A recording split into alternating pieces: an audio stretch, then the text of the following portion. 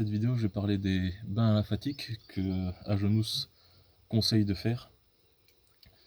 Alors, pourquoi faire des bains lymphatiques? C'est parce que notre lymphe, elle est congestionnée. Le système lymphatique, c'est ce qui nettoie le corps. Quand il est sain et fluide, il sert à l'alimenter et puis à le nettoyer. Sauf qu'au cours de notre vie, on a mangé des huiles végétales qui sont cuites ou qui ont été hydrogénées, ou même les huiles végétales, certaines huiles végétales qui sont mauvaises à manger. Et ben toutes ces huiles-là se cristallisent dans le corps. Et elles se cristallisent, et en fait elles se durcissent, et ça bloque tout le système lymphatique, qui lui est essentiellement composé de gras. D'ailleurs, les graisses qui se durcissent dans les artères, et qui qui provoquent des problèmes cardiovasculaires, ce sont des graisses végétales, donc des huiles. Et ce qui permet à ces huiles végétales d'être fluides, c'est la température. Donc c'est pour ça que les herbivores, ils ont une température corporelle de 38,5 à 40 degrés. Alors que nous, comme on est des carnivores, on n'a pas besoin normalement de cette température.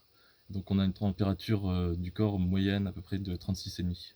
Donc si on mange une huile végétale, et ben cette huile, si elle fait partie d'une cellule, elle va mettre 1 à 5 ans avant de se cristalliser.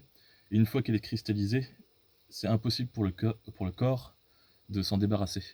Le corps ne peut pas dissoudre cette graisse et s'en débarrasser. Et donc pour aider à fluidifier la lymphe qui est congestionnée, Agenous conseille de faire des bains chauds, entre 39 et 42 degrés, et ça pendant 1h30. Alors pendant les 50 premières minutes, la lymphe ne sera pas fluidifiée. Justement, les 50 premières minutes, elles servent à permettre au corps d'augmenter en température. Et à partir de ces 50 minutes, la lymphe commence à être fluide. Et donc il dit 1h30, et en 1h30, on a commencé à fluidifier 25 micromètres de lymphe. Donc une épaisseur de 25 micromètres. Donc ça fait 0,025 mm. Donc ça c'est en 1h30 dans un bain. Si on ne fait pas ça, et ben, les huiles végétales qui sont stockées en nous resteront là toute notre vie. Donc on n'arrivera jamais à s'en débarrasser. Peu importe le régime sur lequel on est. Que ce soit primal, peu importe ce qu'on mange, même si on peut manger des aliments en primal qui peuvent créer des solvants, ça ne marchera pas.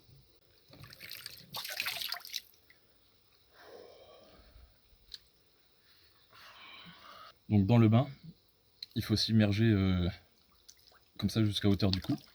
Donc dans mon bain là, dans le bain nordique, c'est pas très pratique parce que si je me mets assis sur le banc, là j'ai les épaules qui sortent, alors qu'il y a plein de ganglions lymphatiques dans le cou, au niveau des aisselles. Donc ça c'est important que ce soit immergé et que ça prenne la chaleur. On risque d'avoir aussi la tête qui surchauffe. Et donc moi ce que j'ai là, c'est un bol avec de l'eau froide et des glaçons, ou alors des pains de glace. Je mets un tissu humide dedans, puis je me le laisse sur la tête. Ça permet de refroidir la tête. Et donc comme ça on peut passer des bains chauds beaucoup plus facilement. Parce que la tête va surchauffer, et c'est ça qui est très dur à tenir sur le long terme, enfin, pendant les 1h30. Même juste à 40-41 degrés, c'est très compliqué, donc à 42 degrés, c'est encore plus dur. 39 degrés d'ailleurs, c'est le minimum, donc vaut mieux être au-dessus au cas où, hein, pour si jamais le thermomètre est un peu biaisé, s'il est précis à plus ou moins 1 degré. Donc moi, je rentre dans un bain qui fait 40 à 41 degrés. Comme ça, je suis sûr d'être dans la fourchette. Si on rentre dans le bain alors que c'est une température plus haute que 42 degrés, normalement c'est à partir de 43 degrés on commence à abîmer des vitamines dans notre corps. Donc on commence à abîmer notre corps, à se cuire, et donc on abîme des nutriments de notre corps. Et pour fluidifier la lymphe, pour la faire bouger, plutôt même, pour faire bouger la lymphe, sauter sur un trampoline, ça suffit pas, parce que la lymphe est durcie, donc elle va pas bouger. Faire du sport pour augmenter sa température corporelle, ça va pas suffire. De mémoire, on va augmenter la température corporelle en faisant du sport jusqu'à maximum 38 ou 38 degrés et demi. Ça, c'est en y allant vraiment à fond. Donc ça suffit pas. Il faut absolument les bains chauds. Éventuellement, on pourrait penser que les saunas c'est une bonne idée, sauf que les saunas, c'est une chaleur qui est assez sèche, qui est asséchante. Parce que la vapeur, ça va abîmer les muqueuses, donc quand on va respirer, ça va les abîmer, ça va les brûler presque, et ça va les assécher. En plus de ça, toutes les toxines qui sont transpirées par la peau, elles vont rester sur nous, donc on risque de les réabsorber. Alors que dans le bain, là, les toxines vont être nettoyées, vont être remises dans la flotte. Et d'ailleurs, ce bain-là, il y a un système de filtre. Donc, d'un jour à l'autre, d'un bain à l'autre, eh ben, j'ai toute l'eau qui a été filtrée. Donc comme ça, je réabsorbe pas les anciennes toxines que j'ai transpirées dans le bain. Elles ne sont pas réabsorbées par mon corps, par la peau. Et avant de faire le bain, Ajonou se conseille de manger une mixture. Donc c'est une mixture faite de crème de coco et beurre avec de l'ananas. Et tout ça, ça va permettre de, une fois sorti du bain, garder la lymphe fluide et liquéfiée. Sinon, après le bain, la lymphe va se resolidifier, redurcir, de s'occuper de ces huiles végétales qui se sont durcies au cours du temps. Et ben, il va réussir à en évacuer le plus possible. Donc je vais parler de cette formule, ça s'appelle la formule lymphatique. Si vous faites un bain d'1 h 30, que vous avez mangé la mixture, la formule lymphatique juste avant, au cours de la journée, que vous faites le bain le soir, quand vous sortirez et que votre température corporelle redescendra, par exemple à 37 degrés, et ben les 25 micromètres de votre système lymphatique que vous avez refluidifié, il va rester fluide.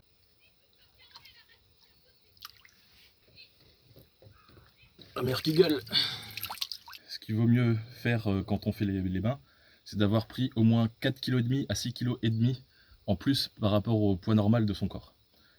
Donc je sais pas trop ce qu'Ajonou veut dire par poids normal de son corps. À vous de décider. Je sais pas quelle référence il prend, l'IMC ou je sais pas quoi, ou par rapport à la taille. Hein. Moi par exemple je suis 1m83, on me dit que normalement je devrais faire dans les 80 kg. Bon bah ça veut dire que là, normalement je devrais pas faire de bain, mais bon, j'en fais quand même. J'arrive pas à prendre de poids. La raison pour cette prise de poids, pour avoir ce poids en plus, c'est pour avoir plus de graisse. Et si on détoxe par exemple, donc si on refluidifie la lymphe et qu'on remet en circulation des molécules de mercure, thallium ou plomb, parce qu'on a été intoxiqué par ces choses-là, par exemple dans les vaccins, ou il peut y avoir des métaux lourds dans les peintures, et si les peintures s'effritent, on peut les inhaler. Donc toutes ces substances-là, donc ça peut pas forcément être que des métaux lourds, hein, ça peut être d'autres substances. Ça peut être des solvants chimiques. Et si ces substances-là se remettent en circulation dans le corps, et qu'on n'a pas les moyens de se protéger, on se protège avec du gras animal cru, essentiellement. Ça peut être aussi un peu de crème de coco, un peu d'huile de coco, mais la crème de coco, il faut la faire soi-même. L'huile de coco aussi, parce que même si elle est labellisée comme crue, dans le process, elle peut être chauffée par exemple jusqu'à 39 ou 40 degrés. Et de mémoire, je pense que Ajonos disait que en dessous de... Enfin, si l'huile de coco a dépassé les 36 degrés et demi ou 37 degrés, je suis pas sûr de la température, et ben l'huile de coco, elle n'aura absolument pas les mêmes propriétés.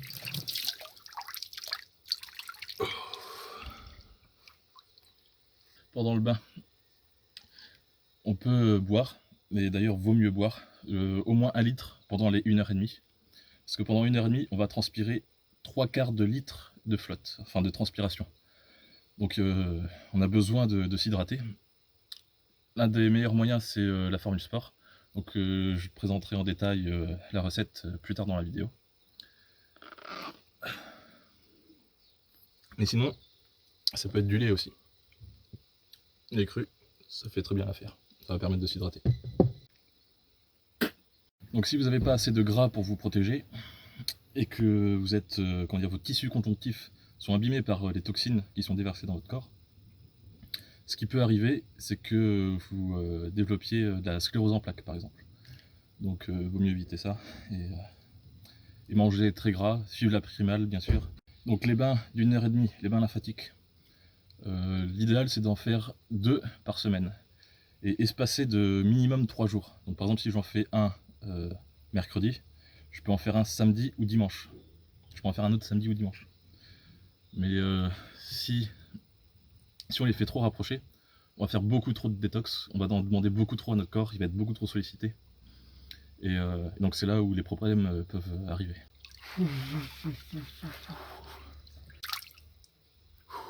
Le minimum pour les bains lymphatiques, c'est 39 degrés. Et le maximum, c'est 43 degrés et demi. Au cas où, vaut mieux quand même pas dépasser 43. Mais déjà 43 degrés, pour supporter ça, il y a assez peu de personnes qui y arrivent. C'est bouilli. Donc moi, personnellement, la plage de température que je me donne, c'est 40 à 42 degrés. Alors, je mets le bain à 42 degrés et puis quand j'y serai pendant 1h30, la température va chuter un petit peu de quelques degrés. Et donc je serai tout le temps dedans. Et puis donc ça me laisse une plage de sécurité. Aussi, pour les thermomètres, il y a des thermomètres qui sont pas très fiables à quelques degrés. Par exemple, moi j'en ai un là, les thermomètres au mercure.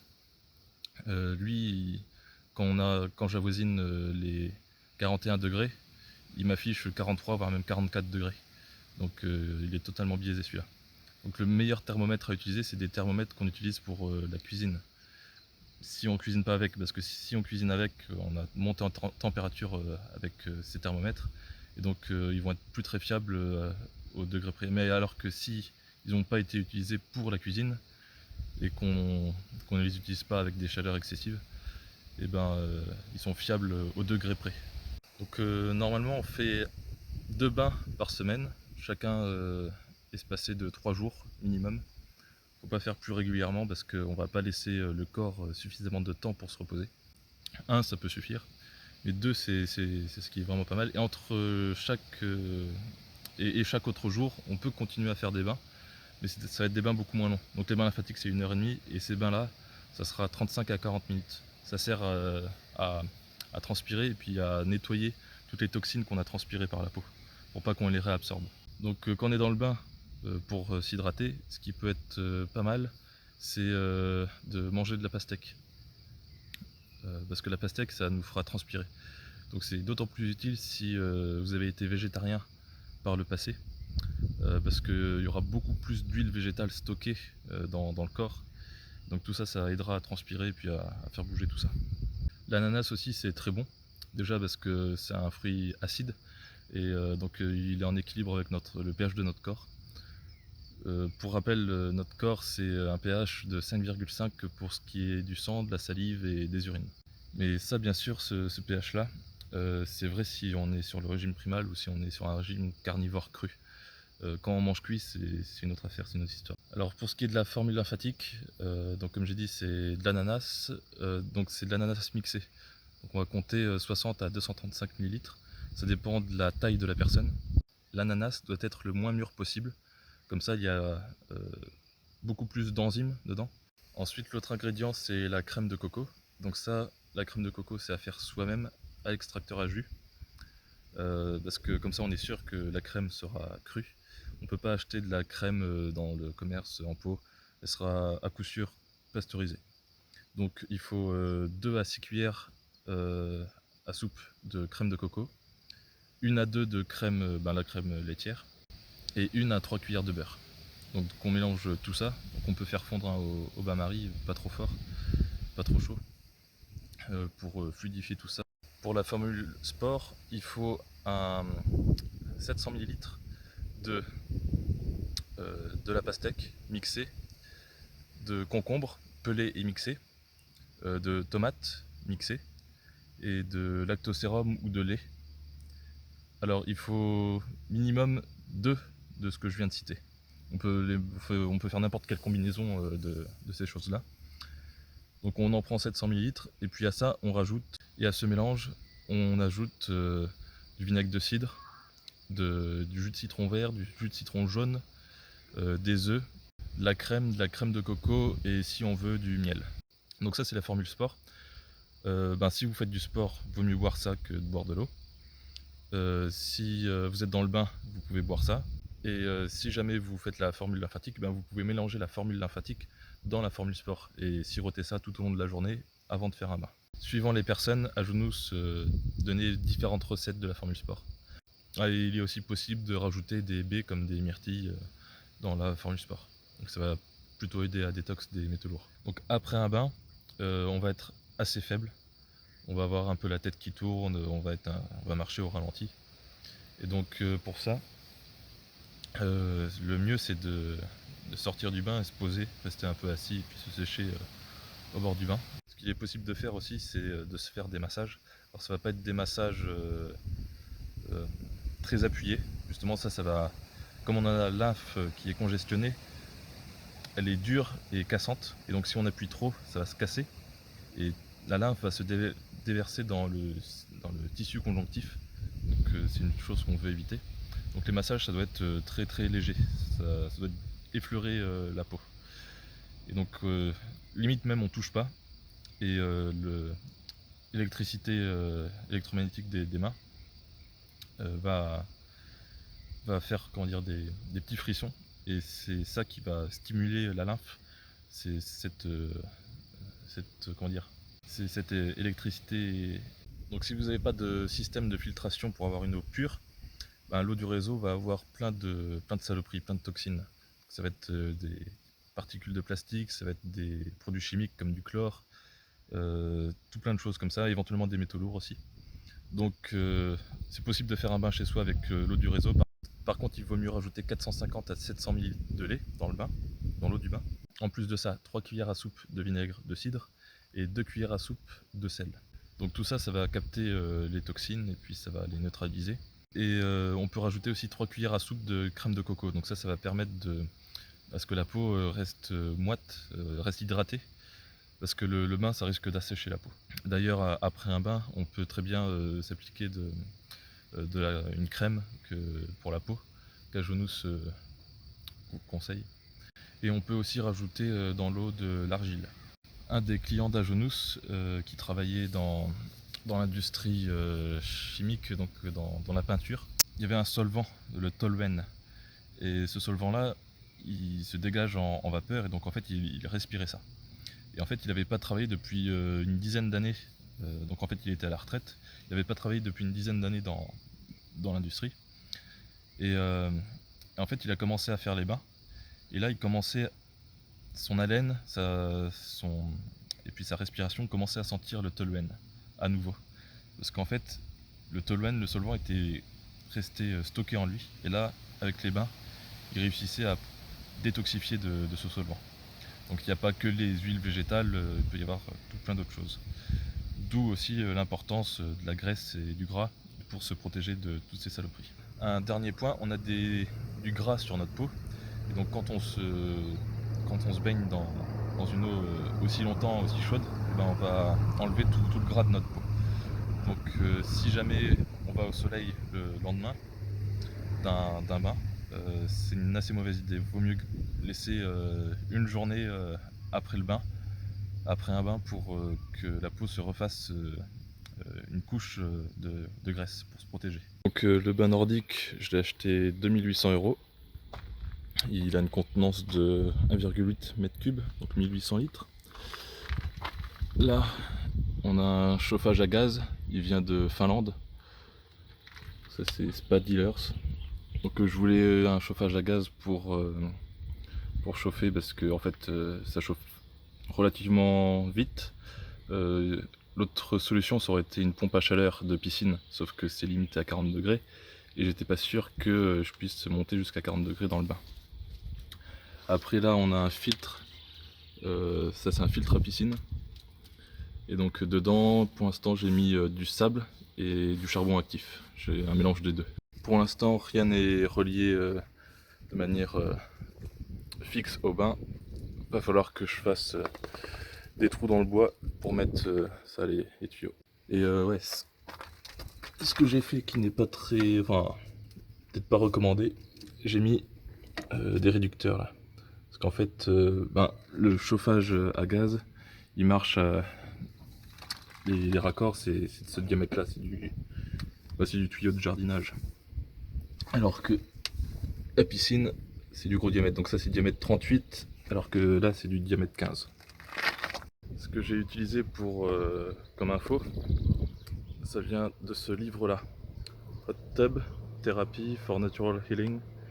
New Discovery Restores Health. Donc ça c'est John Reed qui a écrit ce bouquin là. Bon, il est pas épais, hein, mais il y a des très bonnes infos. Donc par exemple, pour enlever les tanins du bois, en fait le bois il a des tanins, et si on laisse de l'eau dedans, les tanins vont... D'ailleurs je pense qu'on peut voir, l'eau est assez marron, donc il y a toujours des tanins. Donc pour enlever les tanins, il dit de mettre des cristaux de soude dans la flotte pendant une semaine, et puis après d'enlever cette flotte là. Donc ça c'est quand on a le bain qui est arrivé. Ça permet de tirer les tanins, et on veut pas que notre peau absorbe les tanins. Sinon ça, je sais pas, j'imagine que ça doit faire comme du cuir, donc pas très bon. Alors moi pour l'instant j'ai un filtre, c'est juste une couche de sable et une petite couche de charbon actif. Mais l'idéal, enfin le top, ça serait d'avoir 2 autres filtres en plus. Alors le premier, ça serait un filtre AFM, c'est du verre.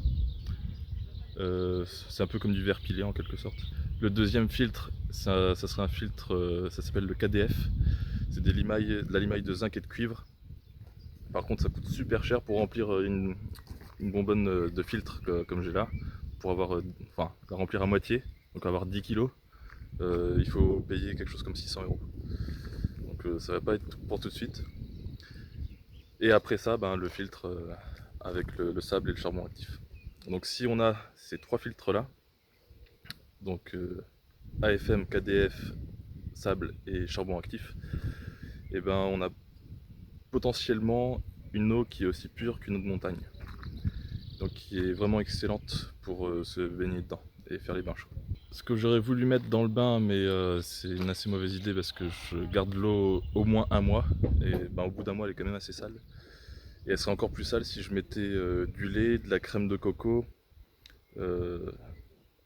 Ces deux-là, ça peut être pas mal pour la peau, pour la garder hydratée, parce que l'eau, ça va un peu assécher la peau. Mais si vous faites des bains chauds dans votre bain, à l'intérieur chez vous, vaut mieux mettre ça, surtout que ça vient de l'eau du réseau. Ce qu'il est possible de mettre aussi, c'est du sel, juste du sel de mer. Ça va rajouter des minéraux. On peut aussi rajouter de l'argile et du vinaigre de cidre. Alors moi, le seul truc que je rajoute dans l'eau, c'est le vinaigre de cidre. Donc l'argile et le vinaigre de cidre, ça va choper des toxines, tout ce qui est mauvais dans la flotte.